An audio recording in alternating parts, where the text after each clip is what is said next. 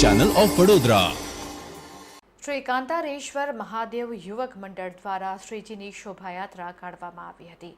મહાદેવ ગણેશ ઉત્સવ નિમિત્તે શ્રી કાંતારેશ્વર મહાદેવ યુવક મંડળ દ્વારા છેલ્લા 5 વર્ષથી શ્રીજીની સ્થાપના કરવામાં આવે છે. ત્યારે આ વર્ષે પણ શ્રીજીની સ્થાપના કરવામાં આવી હતી અને ગણેશ જન્મ ઉત્સવ નિમિત્તે ગણેશ યાગ અને ભગવાન શ્રી સત્યનારાયણની કથા કરવામાં આવી હતી. કાંતારેશ્વર યુવક મંડળ દ્વારા શ્રીજીની શોભાયાત્રા કાઢવામાં આવી હતી. ગણપતિ દાદાની આરતી કરવામાં આવી હતી, સાથે કેક કાપીને ઉજવણી કરવામાં આવી હતી.